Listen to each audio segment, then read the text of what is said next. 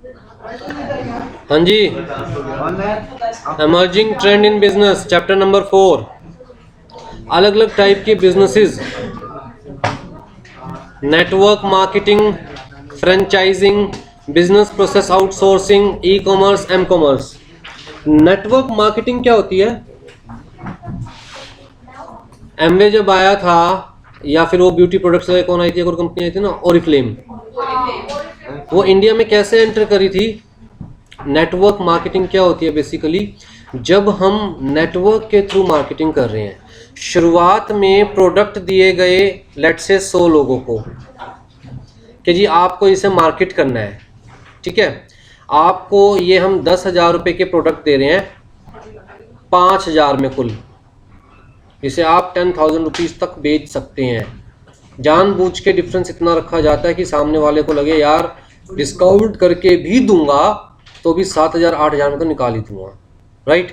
तो ये बेसिकली अपने नेटवर्क के अंदर सबसे पहले चीज़ें बेची जाती है। या टप्परवेयर, जनरली मैंने सुना है कि भाई लेडीज़ वगैरह घर में कर लेती है काम टप्परवेयर का, राइट। तो वो अपने नेटवर्क में तो बेच रहे हैं ना, वो बेचने ना तो शॉप पे जा रहे, ना अलग अलग घर में जा रहे हैं, ना कोई और वे आउट यूज़ कर रहे हैं, जो भी उनका नेटवर्क है, फ्रेंड सर्कल है, रिलेटिव्स हैं, उनको बेच रहे हैं। अब उनके साथ ऐसे 100 के 100 लोग अलग अलग नेटवर्क में बेच रहे हैं, धीरे धीरे कंपनी की फेम बननी शुरू होती है। फिर यही बंदा ऑफर करता है तुझे बनना है इसका डिस्ट्रीब्यूटर, ये आगे ऑफर करता है तुझे बनना है इसका डिस्ट्रीब्यूटर। तो बेसिकली इस तरह से डिस्ट्रीब्यूटरशिप डिस्ट्रीब्यूट होनी शुरू होती है, और जब प्रोडक्ट एक पर्टिकुलर रीजन के अंदर फेमस होना शुरू हो जाता है तो कंपनी एस्टेब्लिश कर लेते हैं बाकायदा। अब तो जिस तरह एमवे की ऐड भी आती है टीवी पर, ओरिफ्लेम की ऐड भी आती है टीवी पर, राइट। तो नेटवर्क मार्केटिंग का मतलब we are marketing the product through the network, directly consumer तक नहीं पहुंच रहे हम बेसिकली डिस्ट्रीब्यूटर्स का एक नेटवर्क क्रिएट कर रहे हैं। पर्सनली कहूँगा मैं, मतलब ऐसा भी नेटवर्क नहीं है जो हम बिजनेस लेवल पर क्रिएट कर रहे हैं, पर्सनली एक नेटवर्क क्रिएट कर रहे हैं, right. It is the business model in which a distributor network is needed to build the business. Multi level marketing क्या होती है? मल्टी लेवल मार्केटिंग, मान के चलो मैं आपको ये प्रोडक्ट देता हूं कि ये प्रोडक्ट आप परचेज करो 3,000 रुपये का, ठीक है। अब आप इस प्रोडक्ट को आगे बिकवाओगे तो जो आप हमसे परचेज करेगा उसके प्रॉफिट का 10% आपको, उसके आगे जो बंदा जुड़ेगा उसके प्रॉफिट का 10% आपको। इस तरह करके आपको 7 लेवल तक प्रॉफिट डिस्ट्रीब्यूट करेंगे या 10 लेवल तक आपको प्रॉफिट डिस्ट्रीब्यूट करेंगे। तो ये क्या हो गया? Multi level marketing. आपके नीचे जितने भी लोग जुड़ते जाएंगे उनसे कंपनी को जो प्रॉफिट होगा उस प्रॉफिट का एक पार्ट आपके साथ शेयर करेंगे। That is multi level marketing, right. जब कोई भी नई कंपनी है ना मार्केट में, मल्टी लेवल मार्केटिंग को लेकर हमेशा ज्वाइन कर लो आंख बंद करके, क्योंकि शुरू में तो 2 साल 4 साल तो ये काम चलते ही चलते हैं, 2-4 साल बाद वो कंपनी फेल होती है। तो आपको करना क्या है? बेसिकली प्रोडक्ट परचेज किया, कंपनी के मेंबर बन गया, अगर प्रोडक्ट काम का है तो आपके, राइट।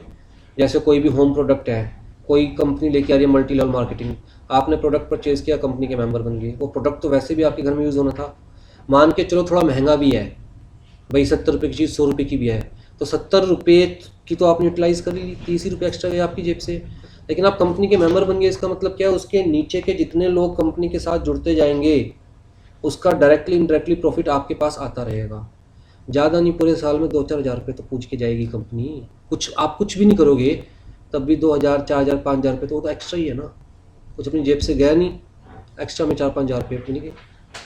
लेकिन जो कंपनी, ये कंपनी जैसे जैसे पुरानी होती जाती है वैसे वैसे खोखली होती जाती है। तो पुरानी कंपनी को भी मत ज्वाइन करो मल्टी लेवल मार्केटिंग में, लेकिन जो भी नई कंपनी है हमेशा ज्वाइन करो स्टार्टिंग में। और कुछ लोग तो ऐसे हैं जो खरबपति बन गए, वो बेसिकली दिमाग लगाते रहते हैं। मेरा खुद का एक रिश्तेदार है, उसका काम ही बस यही है, वो हमेशा बस ये देखता था पूरे इंडिया में कौन सी नई multi level marketing company start हो रही है, और पहले सर्कल में ही उसका मेंबर बन जाता है, ठीक है जी। उसके बाद कम से कम 100 सर्कल्स तक तो कंपनी चलती ही चलती है, तो 100 के 100 सर्कल से जो प्रॉफिट जनरेट हो रहा है वो कुछ ना कुछ पार्ट उसे मिल रहा है।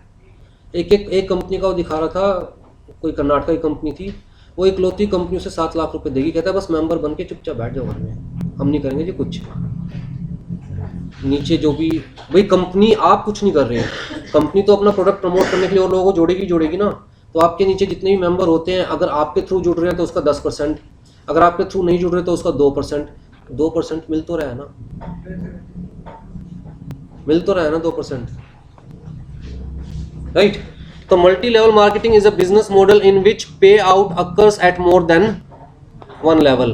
Network marketing is a model of direct marketing by the manufacturer. It consists of recruiting independent business persons who act as distributor of the company's product. जैसे ब्यूटी प्रोडक्ट्स के लिए कंपनीज किसको टारगेट करती है? College students को।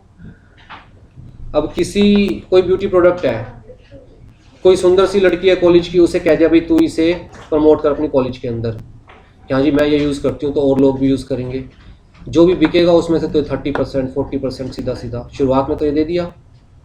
एक साल में उसने लेट से 100 लोग जोड़ दिए, उसके बाद टर्म रिन्यू कर देते हैं जी 15% मिलेगा अब, लेकिन 100 लोग तो और जुड़ गए, राइट। और ये लोग मार्जिन इतना लेके चलते हैं कि 30 रुपये की चीज़ 100 रुपये में बेचते हैं एंड प्रोडक्ट। तो खुद कंपनी प्रॉफिट रख लेती है और डिस्ट्रीब्यूटर को भी मिल जाता है, मार्जिन इतना लेके चलते हैं लोग। Each distributor can further engage sub-distributors who can further add other distributors and so on. Thus, a network of distributors is formed who operates at various levels. It is a method of marketing that utilizes independent representatives to reach potential customers that a company otherwise would not reach with traditional online या offline marketing method. TV पर जितना मर्जी company चिल्ला ले ये अच्छा है, ये अच्छा है, पर फिर भी अगर आपका फ्रेंड कोई प्रोडक्ट यूज़ कर रहा है और वो कह रहा है ये अच्छा है, तो आपके ऊपर ज़्यादा इंप्रेशन पड़ेगा, सीधी सी बात है। तो कंपनी बेसिकली अल्टीमेट कंज्यूमर तक ना जाकर भी अल्टीमेट कंज्यूमर को पर्सनल टच देने की कोशिश कर रही है, क्योंकि अल्टीमेट कंज्यूमर को जो प्रोडक्ट दिखाया जा रहा है वो उसका कोई ना कोई नॉन बंदा दिखा रहा है प्रोडक्ट। सबसे बड़ा बेनिफिट ये होता है, right. Network marketing distributors purchase products at wholesale price and they may either use discounted product themselves or retail the product to other for a profit. खुद यूज़ कर ले या आगे बेच दे। इन एडिशन, अच्छा सबसे बड़ी बात पता क्या होती है, ये प्रोडक्ट्स ऐसे होते हैं जनरली जो डे टू डे यूज़ के होते हैं, नहीं भी बिक रहे तो खुद यूज़ कर लो तो भी क्या है, चलो यार 10% 20% एक्स्ट्रा हो गए और तो कुछ नहीं है। लेकिन इसी के अंदर नेटवर्क में मल्टी लेवल जोड़ दिया जाए, प्रोडक्ट परचेज करो, खुद यूज़ करो, शांति से घर बैठ जाओ, आपके नीचे लेवल में जो भी बंदा प्रोडक्ट परचेज करेगा उसका कुछ ना कुछ आपको मिलता रहेगा। In addition distributors receive a commission for their personal volume which is the value of every product they personally buy और sell. Further distributors receive a net commission on total turnover they had created from their group of personal volume, very popular with the people looking for part time या flexible business. जैसे मेरे एक relative है, वो टप्पर वगैरह काम करती थी, तो कहती थी एक महीने में इतना सामान निकल जाता है कि हर महीने मुझे एक फ्री लोट मिल जाता है in the form of bonus. Free lot अपना चाहे सेल कर लो या अपने खुद के यूज़ कर लो, 4-5 हज़ार रुपये का फ्री लोट मिल जाता था हर महीने। कहती करना क्या है, कोई आया रिलेटिव घर पे बैठा हुआ है, दिखा दिया ये नया चीज़ आ रही है लेनी है, अगर लेता है तो वेल एंड गुड, नहीं लेता तो बात खत्म, बस इतना करना है। या फ्रेंड सर्कल में कह दिया कि भाई लेना है, लेता है तो वेल एंड गुड।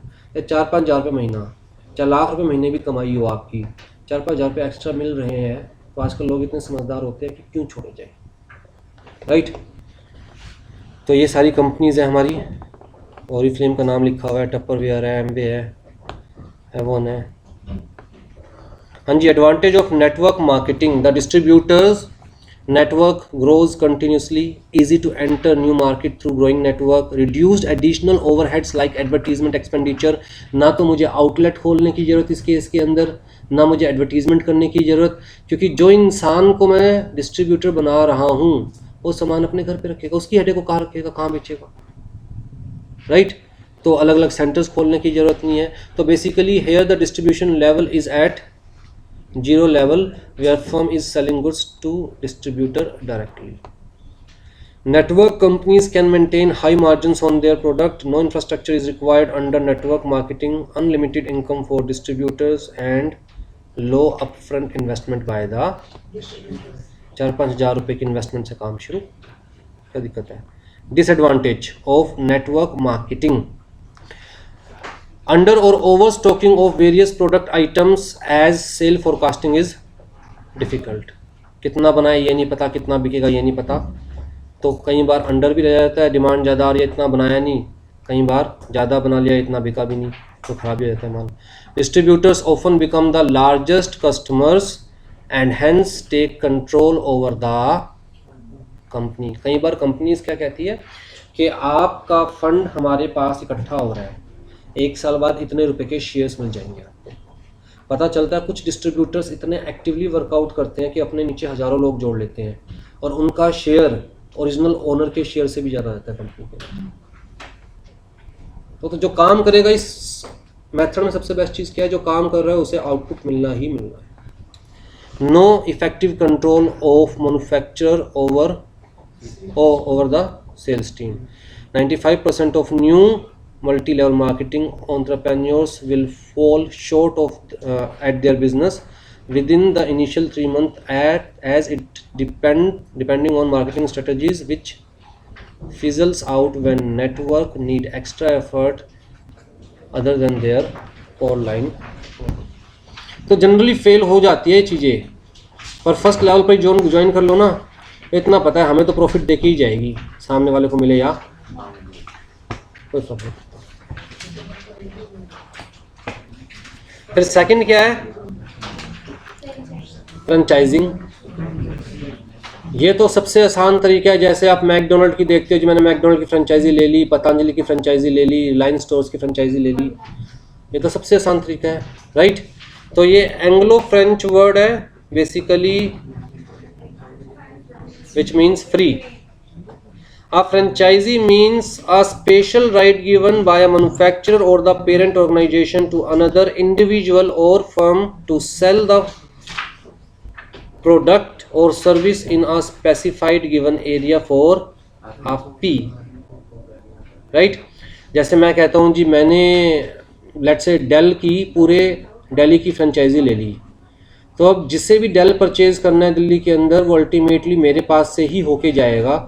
अगर किसी रिटेलर से परचेज कर रहा है तो रिटेलर भी मेरे से ही लेगा, कोई शोरूम से परचेज कर रहा है तो शोरूम भी मुझसे ही लेगा, तो अल्टीमेटली हर बंदे के पास मेरे पास से होकर ही, वो तो बात ही खत्म होगी ना, तो उसके ऊपर तो कोई एफर्ट नहीं है, हो नहीं सकता ना। Where a firm allows another firm in a foreign market to use its technological know-how and trademark, it is known as franchise. The individual or firm which grants right is called franchisor. जिसको मिलता है वो क्या कहलाती है, franchisee. A franchisor may have such agreement with more than one. It is appropriate for the firms that have developed such a formula. भाई मेरे पास unique formula है और मेरा ही फार्मूला मार्केट में बिकता है, आपको बेचना तो आप फ्रेंचाइजी ले लो, आपके एरिया में आप बेच लेना, क्या दिक्कत है, right. Franchising is the practice of using another firm successful business model for the franchisers. Franchisee is an alternative to building the chain store. मुझे खुद के अलग अलग एरिया के अंदर शॉप्स खोलनी पड़ेगी या फिर आउटलेट्स खोलने पड़ेंगे, इससे अच्छा मैं उनकी फ्रेंचाइजी देता हूँ, सामने वाला खुद खोलेगा, खुद मेरा प्रोडक्ट बेचेगा। बेनिफिट तो है, नुकसान भी है, सामने वाले ने अगर माल प्रैक्टिस कर दी या फिर गलत सामान बेच दिया। अब सिंपल सी बात है, ये डोमिनोज सामने खुला हुआ है, आपकी नज़रों में तो डोमिनोज है, आपको क्या पता कि इसकी ओनरशिप फ्रेंचाइजी किसने ले रखी है। अगर आपको गलत पिज़्ज़ा दिया जाता है तो किसका नाम खराब हो रहा है, आपकी नज़रों में तो किसने खराब प्रोडक्ट प्रोवाइड किया, डोमिनोज ने। चाहे डोमिनोज ने इन्हें एग्जैक्ट फार्मूला बता रखा हो, एग्जैक्ट क्वांटिटी बता रखी हो कि आपको क्या कितना यूज़ करना है, अगर इनके मैन्युफैक्चरर ने या जो भी ये कुक है इनका, उसने गलत यूज़ कर दिया, नाम किसका ख़राब होना है, डोमिनोज का। तो फ़ायदा भी है पर नुकसान भी है। The franchiser success is the success of the franchisees. Generally the franchiser provides training and continuous assistance to the franchisee. Features of franchisee: franchisor allow the franchisee to use his trademark under a license. The franchisee agreement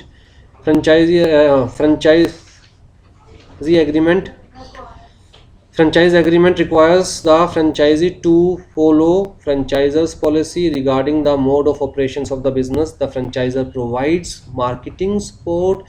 Domino's की advertisement तो franchisor ही कर रहा है, Domino's ही कर रहा है, लेकिन उसका benefit सारी franchises को हो रहा है, right. and technology to the franchisee. Franchisor arranges for the training of personnel working in the franchisee organization. Franchisee pays to the franchisor a sum of money called royalty for using his business know-how and trademark. The right to use the business know-how and trademark of the franchisor is for a limited period of time defined in the franchisee agreement. However, franchisee agreement may be renewed from time to time. चलिए जी, advantage of franchisee. Expansion of distribution system in the least possible time. Expansion of business with the little extra capital for the outlet. A way to get feedback about the popularity of the product and specific need and preference of the local customers from the franchisee. अगर हमारे outlets खुले ही नहीं हुए हर जगह तो हमें क्या पता लोगों को प्रोडक्ट पसंद आ रहा है या नहीं आ रहा है, क्या फीडबैक है. Increase in goodwill and reputation by expanding the network. जो चीज़ ज़्यादा दिखती है हमें लगता है यार ये तो एक चेन है, ये तो एक ब्रांड है, तो हमें लगता है यार तो ठीक ही पाएगा, right. Right of the franchisor, again wide acceptance of his brand name through the franchisee. The rights of the franchisor are protected as only the franchisee can use the franchisor's patent, trademark, brand name, फलाना. franchisee के लिए क्या advantage है जी? Chance of success of the business can be checked in advance by checking the other franchisee. किसी भी चीज़ की franchisee लेने के लिए पतंजलि की franchisee लेनी है, जो और लोगों ने ले रखी है उनसे बातचीत करो, उनके स्टोर पर जाकर कितने कस्टमर्स आते हैं, कितना खरीदते हैं, क्या सेल हो जाती है, अंदाज़ा लग जाएगा कि हमारे यहाँ भी कितना परचेज करने वाले हैं लोग. तो आपको एक थोड़ा सा एडवांस में होता है कि भाई हाँ कितने सक्सेस के चांसेस है, कितने फेलियर के चांसेस है. Assistance from the franchisor in training his staff, promotion of the product, designing store layout, सब कुछ उन लोगों ने पहले से ही किया होता है फ्रेंचाइजर ने. तो फ्रेंचाइजी को तो एज इट इज़ बस इंस्ट्रक्शंस फॉलो करनी होती है, खुद का माइंड यूज़ करने की जरूरत ही नहीं.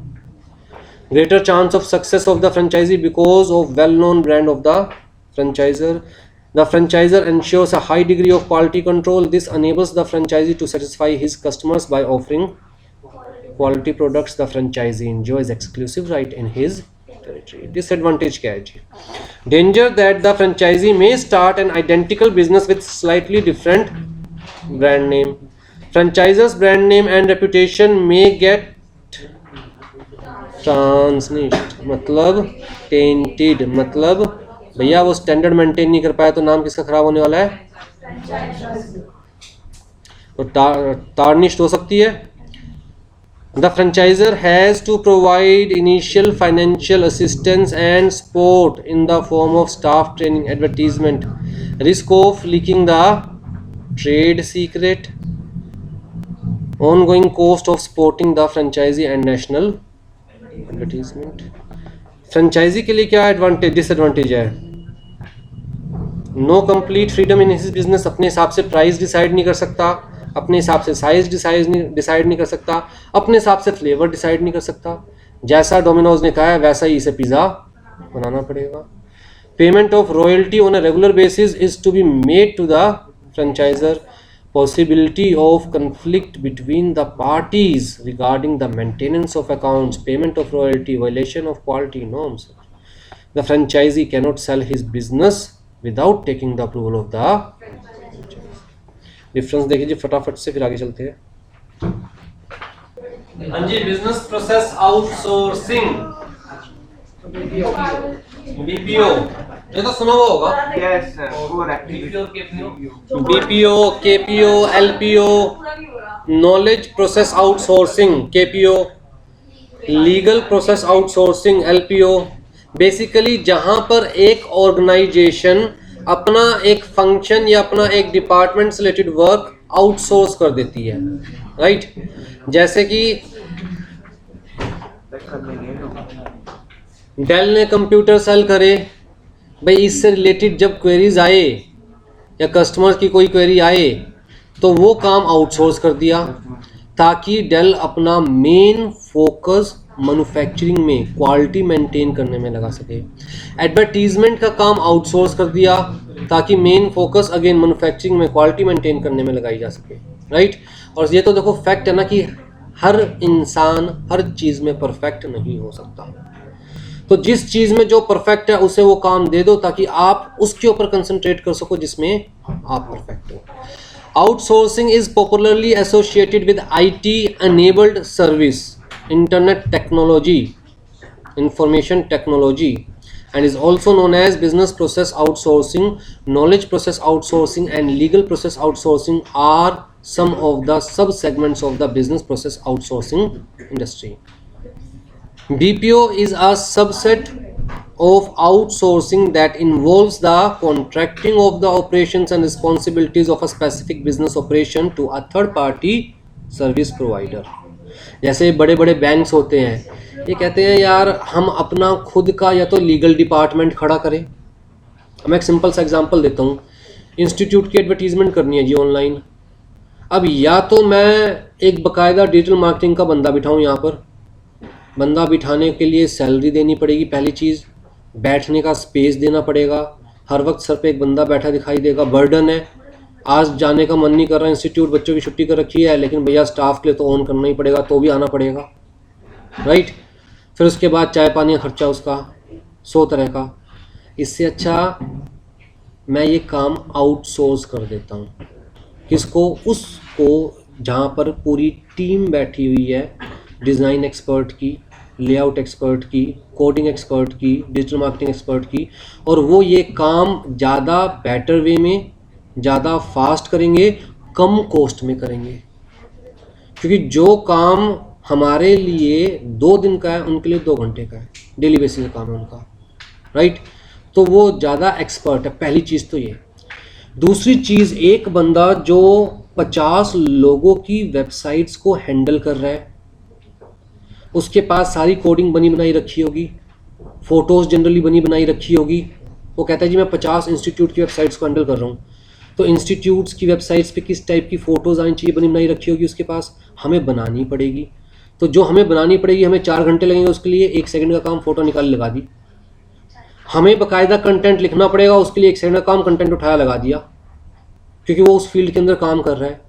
तो बेसिकली एक्सपर्ट हमें सर्विस मिल रही है कम कॉस्ट में. तो ये फ़ायदा होता है. BPO is a subset of outsourcing. अच्छा तो हो गया. It is primarily use to refer to the outsourcing of business processing service to an outside firm replacing the in house. Categories of BPO, front end भी होता है और back and भी होता है. फ्रंट एंड का मतलब क्या होता है? सेल्स के लिए कॉल्स करवानी है, आउटसोर्स कर दिया काम.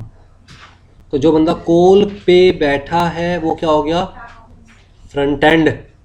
और उससे ज़्यादा फ्रंट में क्या, फोन में घुस के उसके सामने खड़ी हो जाएगी? इससे ज़्यादा और फ्रंट क्या होगा? जो पीछे से टेक्निकल सपोर्ट प्रोवाइड कर रहे हैं वो क्या हो गया? Back and. फ्रंट एंड का मतलब जो कस्टमर से इंटरेक्ट कर रहा है, चाहे फ़ोन पे चाहे face to face. Back end का मतलब जो पीछे से टेक्निकल सपोर्ट प्रोवाइड कर रहे हैं. तो back office outsourcing includes internal business function such as human resource, finance या अकाउंटिंग.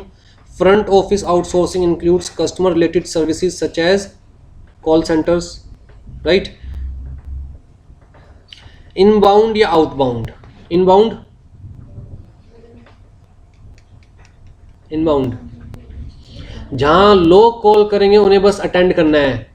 हाँ जी हमारे फ़ोन में पैसे नहीं आए अभी तक, उन्हें सिर्फ जवाब देना है. आउटबाउंड जहाँ वो फ़ोन करेंगे लोगों के पास, जी सामान खरीद लो, सामान खरीद लो, right. Inbound refers to customer care which accounts for bulk of call centres activity with 24/7 handling of inbound, मतलब कस्टमर क्वेरीज एंड. इनबाउंड जहाँ कस्टमर कॉल करेंगे, आउटबाउंड जहां हम कस्टमर को कॉल करेंगे for payments, for surveys, for. Clear है जी. Domestic outsourcing, off shore outsourcing, near shore outsourcing. Domestic का मतलब विद इन इंडिया. ओवरसीज का मतलब क्या हो गया? जैसे मान के चलो आपने किसी अमेरिकन कंपनी का काम इंडिया में ले लिया, तो कॉल्स तो अमेरिकन कस्टमर्स के आने वाले हैं, तो वो आउटसोर्सिंग क्या हो गई?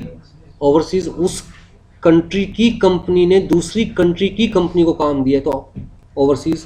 और नियर शोर नेबरिंग कंट्रीज हो गई, राइट. जैसे कि नेपाल की कंपनी ने हाँ जी, India is the hottest spot of IT outsourcing due to following reason. Government policy supportive है, एडवांस टेक्नोलॉजी है, रिलायबल कम्युनिकेशन फैसिलिटीज है, use skilled man power with proficiency in English language. ठीक है जी।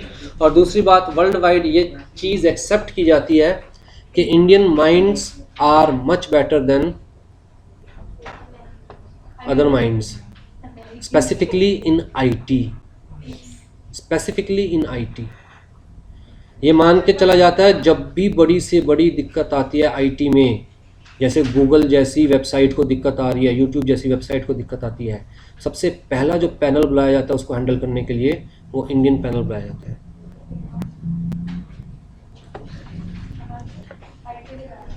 हाँ जी, जैसे हैक हो गई गूगल हैक होती है। अभी तो ऑथर रैंसम में कुछ है, सब कुछ हैक होता है, बस फ़र्क इतना है कि वो लोग क्लाउड पैरेलल चला रहे होते हैं। जो हैक हो गया वो सर्वर बंद, पैरेलल सर्वर चालू, 1 सेकंड 2 सेकंड के अंदर रिप्लेस्ड। लोगों को लगेगा कि भैया 1 सेकंड तो हमारे कंप्यूटर में दिक्कत होगी, जो इंटरनेट नहीं आ रहा होगा, उनको ये नहीं पता चलेगा कि गूगल हैक हो गया। हैक तो सब कुछ होता है, बस फ़र्क ये है, एक बार हमारी वेबसाइट के ऊपर पाकिस्तान का झंडा लहरा रहा था, रात को सोया काम करके, सुबह उठ के देखा वेबसाइट के ऊपर पाकिस्तान का झंडा लहरा रहा है। ये पाकिस्तानी इंडियन वेबसाइट्स बड़ी हैक करते हैं, एड्रेस देखते हैं इंडियन, चलो जी। तो हाँ जी, need for outsourcing of services, specialised performance by specialised agency, getting better result as a firm can't have specialization in all the activities like advertisement activities, achieving economy as creating in-house department may be quite expensive, ensuring smooth operation in routine activities। और खासकर जब मैं advertisement की बात करूं, भैया BPOs वाले तो 3 शिफ्ट में काम करवा रहे हैं, मैं क्या अपने ऑफिस में 3 शिफ्ट के लिए 3 अलग अलग लोगों को अपॉइंट करूंगा? तो जो 24/7 वाली चीज़ें हैं वो तो BPO को देने में ज़्यादा बेटर है खुद करने की बजाय। Expansion of business by concentrating on the, मैं उस पर कंसंट्रेट करूंगा जिसमें मैं एक्सपर्ट हूं और बाकी काम outsource, right. Advantage of BPO, flexible outsourcing on fee for service basis, जितना काम है उतने पैसे दो। अगर मान के चलो मैं एडवर्टीजमेंट के लिए बंदा यहाँ बिठा लूँ, 4 दिन एडवर्टीजमेंट करवाई, बाकी 26 दिन नहीं करवाई, तो एक तरह से उसको 26 दिन के पैसे सैलरी फ्री में जा रही है। आउटसोर्स कर रहे हैं तो 4 दिन एडवर्टीजमेंट करवाई तो पैसे कितने दिन के जाएंगे, right. Business is not required to maintain fixed cost effective BPOs may have cost effective labor and resources, focus on core competencies which help the business in creating a competitive edge। Speed, BPO increase the speed of several business processes such as fragmentation of core process and non-core process in case of manufacturing companies. Non core process हमें दे दो, accounting का काम हमें दे दो, labour appoint करने का काम हमें दे दो, आप किस पे वर्कआउट करो, सिर्फ अपनी कोर प्रोसेस पे, जो कि क्या है, मैन्युफैक्चरिंग, राइट। तो हम नॉन कोर प्रोसेस को ज़्यादा बेटर वे में कर पाएंगे because we are expert in that. आप अपने कोर प्रोसेस पे वर्कआउट करो। Growth, a company can maintain growth goal while avoiding the standard business bottleneck. Skilled man power at effective non fixed cost. Disadvantage of BPO भी है जी, कुछ भी काम करवाने के लिए फ़ोन तो करना पड़ेगा ना, फ़ोन पे बताना पड़ेगा, हम बता कुछ और रहे हैं, सामने वाले को समझ कुछ और आ रहा है। कभी कभी ईमेल सेंड करते हैं तो सामने वाला पढ़ता नहीं, या पढ़ता है तो समझ कुछ और आ रहा है, राइट। तो जो पर्सनल टच है वो मिसिंग है। तो कहता है जी, communication challenges and different standards for the better communication service provider have to use email and instant messaging program because some time telephone communication is the obstacle for this. Time zone, India में काम कर रहे हो किसका, US की company का, उनका time zone कुछ और आपका टाइम जोन कुछ और, राइट। तो वहाँ दिक्कत आ जाती है। लॉस ऑफ कंट्रोल, मेरी आंखों के आगे एम्प्लॉई बैठा है, अपने हिसाब से जो मर्जी काम करवाऊँ, जैसे मर्जी करवाऊँ, 4 बार फोटो अच्छी नहीं लग रही, 4 बार चेंज करवाऊंगा, फोटो में लड़की के दांत चमक नहीं रहे, वाइट करवाऊंगा। क्या BPO वाले सब करने वाले हैं? Answer is no, right. Service provider wants to diversify and take more projects which may lead to decrease in the overall.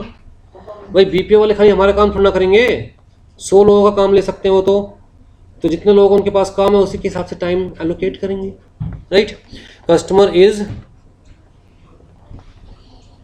Novice मतलब न्यू इन फील्ड। कई बार क्या होता है कि बीपीओ काम तो दे दिया, नया नया खुला था, सस्ते में काम उठा लिया उन्होंने, एक्सपीरियंस था नहीं। हाँ जी, अदर प्रॉब्लम्स भी आ सकते हैं। चलो जाओ, ई कॉमर्स। ई कॉमर्स का नाम से सब वाकिफ है, आजकल सारे ऑनलाइन प्रोडक्ट्स परचेज करते हैं। कौन ऐसा है जिसने आज तक एक बार भी ऑनलाइन प्रोडक्ट परचेज नहीं किया? एक बार भी? मैंने किया है, मैंने भी किया। सीएस की किताबें मंगाई तो वो भी नहीं ऑनलाइन? किससे? आईसीआईसी आईसीआईसीआई से परचेज करी तूने बकवास? ऑनलाइन राइट टीम ने उनका आपके एड्रेस में भेज देंगे। तूने पिन कोड सही नहीं बताया होगा। सबकी सही बताया था। कंप्लेंट भी पोस्ट किया। वहाँ पर भी तू फोन पे लॉजिक देने लग गया होगा। पोस्ट ऑफिस से जाके चेक नहीं है मेरे साथ नहीं तो मुझे पता है। हाँ जी, मेरे पास 2 बार आ गई। तो मेरे से पहले तो अंग्रेजों बात का गॉसिप ऐसा बना दोगे ना, चटपटी चाट लगा के। हाँ जी, ई कॉमर्स, इलेक्ट्रॉनिक कॉमर्स। अच्छा, ई कॉमर्स और एम कॉमर्स में क्या डिफरेंस है? कॉमर्स में मोबाइल होगा, ई-कॉमर्स में कंप्यूटर। जैसे ऐप के थ्रू परचेज कर रहे हो तो एम कॉमर्स, और कंप्यूटर किसी भी नेटवर्क के थ्रू। देखो, कोई भी ऐसा डिवाइस जिसके अंदर आपको इंटरनेट चलाने के लिए कुछ एक्सटर्नल प्लग ना करना पड़े, वो हर डिवाइस एम कॉमर्स में आ जाएगा। और कोई भी ऐसा डिवाइस जहाँ पर, जिस तरह कंप्यूटर तो है ही ई कॉमर्स, या फिर आपको प्लग इन करना पड़े कुछ भी, वो ई कॉमर्स में आ जाएगा, right. E commerce refer to all form of business transactions which are carried out through electronic processing and transmission of data including text, sound and visual image. Refers to a comprehensive system of trading that uses networks of computers for buying and selling of goods, information and ये network of computers और कुछ नहीं, किसकी बात कर रहे हैं? uses internet for buying and selling of services and goods, right? Using information and communication technology, e-commerce can take place between the companies, जिसे हम कहते हैं business to business, companies and their customer, business to customers, companies and government department। हाँ जी, classification of e commerce, B2B, B2C, C2B, C2C, customer to customer, Quikr, Ola, और ये Quikr एक और थी ना, OLX। C2C, कस्टमर से customer. Amazon, business to customer, वहाँ पर जो मैन्युफैक्चर कर रहा है, जो सेल कर रहा है, कस्टमर को बेच रहा है। Business to Alibaba, B2B। अब अमेजन ने भी एक हफ्ते पहले लॉन्च किया बिजनेस प्लेटफॉर्म जहाँ B2B यूज़ कर किया जा सकता है।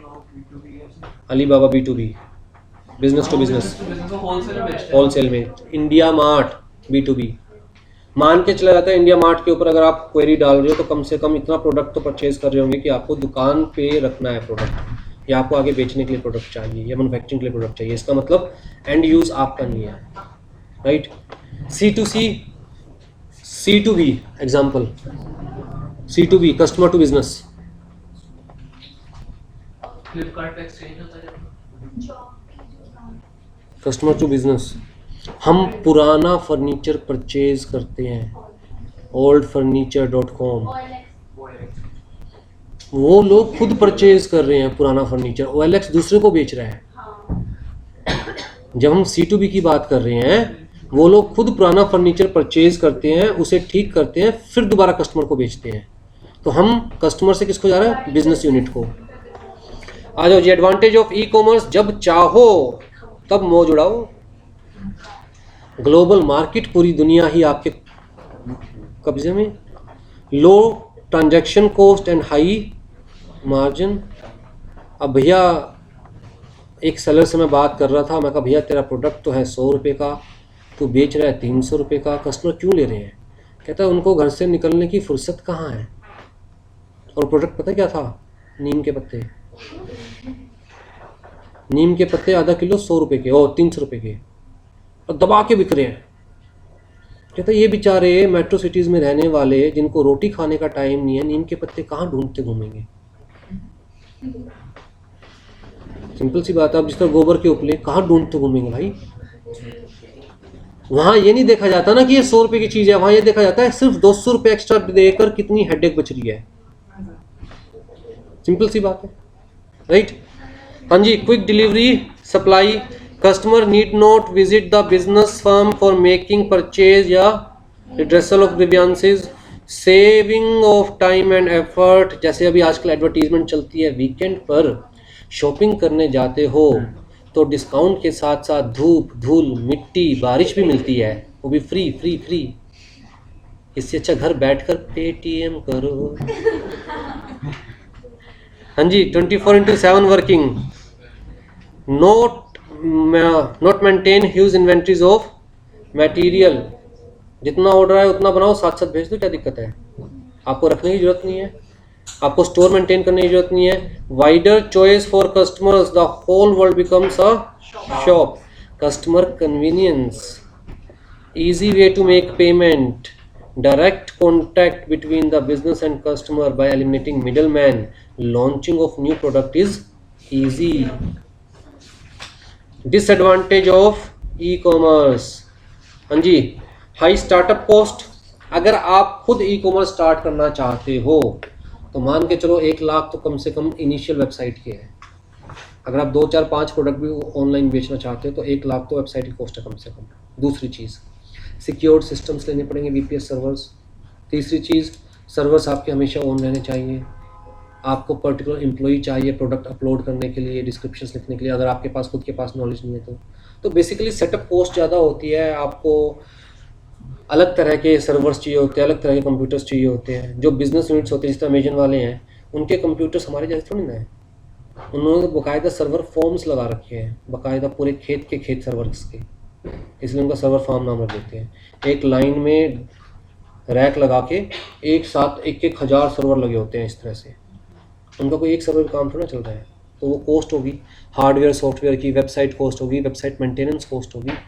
एक बंदा बिठाओ जी सिक्योरिटी के लिए कि कोई वेबसाइट हैक ना कर ले, कोई कस्टमर के कार्ड्स की डिटेल हैक ना कर ले, right? High risk success of e commerce depends upon manufacturers, training of employees and continuous maintenance of the internet facility and web pages, fulfilment problem, tail of shipment delay. सबसे बड़ी बात logistics, सब कुछ है जी तैयार, ऑर्डर भी आ गया, भेजे कैसे? अगर एक डेंट भी पड़ गया सामान पे तो कस्टमर ने रिटर्न मार देना है, भेजे कैसे उसे, राइट? तो वो चीज़ें बड़ी होती है। जहाँ पर आपके पास 500 प्रोडक्ट है, आप एम्प्लॉय को कोड से बताते हो कि भैया इस कोड का ऑर्डर आया है, इस रैक में इस नंबर पे रखा हुआ है। वो बेचारा इसकी तरह व्हाट्सएप पे लगा ऐसे करके इस रैक से उठाना, तो इस रैक से उठाया और रख दिया, हो गया मिक्सअप। वेबसाइट क्रैश हो जाती है कई बार। Lack of personal touch between the seller and buyer, personal touch नहीं है। Security problems for online business, hacking की। सिस्टम एंड डेटा इंटीग्रिटी कैसे मेंटेन रखेंगे, वायरस की दिक्कत आ जाती है, चोरी, डेटा चोरी करने की दिक्कत आ जाती है। Corporate vulnerability as all details are available on websites. तो आपका बिजनेस आइडिया कोई और चुरा सकता है, चल यार हम भी अमेजन की तरह वेबसाइट बनाते हैं, सामान बेचेंगे। पीपल रेसिस्टेंस, अभी भी लोगों के दिमाग में ये है कि यार ऑनलाइन ही परचेज करते, पता नहीं कैसा माल पाएगा, ऑफलाइन मंगाते हैं। उनको ये लगता है कि शायद ऑनलाइन वाले अपने ही बनाते होंगे सब कुछ। अरे भैया ऑनलाइन भी तो कोई ना कोई बेच ही रहा है, बट ठीक है, फिर भी लोगों के दिमाग में ये है कि जब तक सोफे पर बैठकर 2 बार कूद कर ना देख ले तब तक खरीदने में मज़ा कहाँ आता है। जब तक 4-5 शर्ट ट्राई ना कर ले खुद पहन के, तब तक शर्ट खरीदने में मज़ा कहाँ आता है। तो वो प्रॉब्लम्स तो रहती है, right? M commerce, mobile commerce, मतलब buying, selling goods and services through wireless handheld device such as mobile phone या personal digital assistants. M-commerce enables the users to access the internet without needing to find a place to plug in. तो कोई भी चीज़ जो बिना plug in करे आपका चल जाए इंटरनेट डायरेक्टली, उसे हम किस में डाल देते हैं? M-commerce में. इस तरह मोबाइल है हमारे पास. The basic idea of M-commerce is to distribute information and thus to generate business in a mobile way. चलते फिरते खाते पीते उठते बैठते कभी भी कुछ भी कर सकते हो. M-commerce is the ability to conduct commerce using the mobile device such as mobile phone, personal digital assistant, smartphone, फलाना. Mobile commerce is any transaction involving the transfer of ownership or right to use the goods and services which is initiated or completed. ये same चीज़ें हैं. Advantage of M-commerce: a new distribution network being available to conduct commerce. अच्छा, M-commerce का सबसे बड़ा advantage, Amazon download कर रखा है, कोई नया प्रोडक्ट आया उसने नोटिफिकेशन भेज दिया, ब्लिंक करेगा नोटिफिकेशन, तो इसका मतलब एक ही बारी में सारे कस्टमर्स पे नोटिफिकेशन चला गया कि नया प्रोडक्ट है, नई स्कीम है, नया ऑफर आया. तो आप सामने वाले को हाईलाइट करके मतलब फोर्स करो एक तरह से, देख इसे. ई कॉमर्स में चीज़ पॉसिबल है जब तक आप खुद नहीं उस पर बैठोगे कंप्यूटर पर, राइट. इसीलिए कहते हैं, शुरुआत में आपने देखा होगा, आप हमारा ऐप डाउनलोड करो, फर्स्ट 100 रुपीज़ पर इतने रुपए ऑफ या इतने रुपीज़ की परचेज. वो चाहते हैं मोबाइल, जब ऐप डाउनलोड करोगे तभी तो वो लोग नोटिफिकेशंस भेज पाएंगे हर चीज़ का, और नोटिफिकेशंस भेजेंगे तभी एकदम ब्लिंक करेगा मोबाइल पे, क्योंकि मोबाइल में आजकल इंटरनेट आप खोल ही लेते हो जनरली, राइट. कितने करोड़ यूज़र्स हैं इंटरनेट के इंडिया में मोबाइल के थ्रू? कोई अंदाजा कितने लाख है, कितने करोड़? 47 करोड़ लोग इंटरनेट के थ्रू, मतलब मोबाइल के थ्रू इंटरनेट एक्सेस कर रहे हैं. 23 करोड़ लोग ऑनलाइन परचेजेस करना शुरू कर चुके हैं. 7 करोड़ लोग कोरली ऑनलाइन ही परचेज करते हैं, ऑफलाइन जाना नहीं चाहते, जिसमें से मैं एक हूँ. मुझे लगता है दुकान तक आने जाने में 50 रुपये का टाइम ख़राब होएगा. ऑर्डर मार, कोई बात नहीं, 50 रुपये एक्स्ट्रा मिलता है, तो सीधी सी बात है. दूसरी चीज़, मुझे ऐसा फील होता है कि जो चीज़ ऑनलाइन मंगाते हैं उसका स्टैंडर्ड मार्केट वाले प्रोडक्ट से ज़्यादा अच्छा होता है, क्योंकि रिटर्न का हमेशा मन में डाउट रहता है कि भैया सामने वाला रिटर्न ना कर दे, क्योंकि अमेजन वाले, फ्लिपकार्ट वाले ये कुछ नहीं पूछते क्यों रिटर्न कर रहे हो, बस सीधा एक रिटर्न की ऑप्शन पे क्लिक करो, लेने आ जाएगा बंदा. और बंदा लेने आएगा तो जो सेलर है उसके डबल पैसे कटते हैं. अमेजन वाले कहेंगे भैया तेरा माल एक तो पहले पहुँचवाया, उसके पैसे कटेंगे, फिर वापस मंगवाया, उसके पैसे कटेंगे, और उसके बाद माल ख़राब था उसके अलग से फ़ीस कटती है, और उसके बाद रेड मार्क लग जाता है, भैया अगली बार माल तू बेचेगा तो सोच समझ के बेचो, क्योंकि 2 बार रिटर्न हो गया तो तीसरी बार माल नहीं बेचने देंगे. तो इस टाइप के पोर्टल पे मुझे लगता है कि भाई ज़्यादा बेटर मटेरियल प्रोवाइड करते हैं, क्योंकि उनके दिमाग में डर है कि अगर रिटर्न आ गया तो डबल तो पैसे लगेंगे, साथ में अलग फ़ीस लगेगी, साथ में फिर रेटिंग नीचे कर देते हैं अमेजन वाले. जिस तरह एक बंदे के 4 रिटर्न आ गए, उसका प्रोडक्ट फर्स्ट पेज पे शो हो रहा था, उसका 30वें 35वें पेज पे शो हो रहा है, प्रोडक्ट ही नीचे कर दिया, रेटिंग नीचे कर दी उसकी उठा के, कि कोई खरीदे ही ना ये प्रोडक्ट. तो ठीक है. हाँ जी, लिमिटेशन ऑफ एम कॉमर्स क्या है जी हमारे पास? कंस्ट्रेंट रिलेटेड टू, इनका मानना है मोबाइल डाटा अभी भी बहुत महंगा है, बहुत कम लोग यूज़ कर पाते हैं, या फिर कनेक्शंस की दिक्कत तो हमेशा रहती है, दिल्ली में तो हमेशा ही रहती है, right. Acceptance of mobile commerce is slow, lack of infrastructure, competing standards, poor input display capability of in cell phones, and human fear to learn new things are other constraint in the use of. बताओ जी कोई doubt? आपको exact 1 बजे दोबारा class शुरू हो जाएगी, 12:36 हो जाएगी. हाँ, आधे पौने घंटे का है. पागल, ये तो इतनी स्टोरी सुना कर तो टाइम पास करना पड़ता है, वरना चैप्टर है कितने, 20-20 मिनट के चैप्टर हैं ये तो इतनी स्टोरी बीच बीच में सुना के करना पड़ता है, पौना घंटा 1 घंटे का चैप्टर.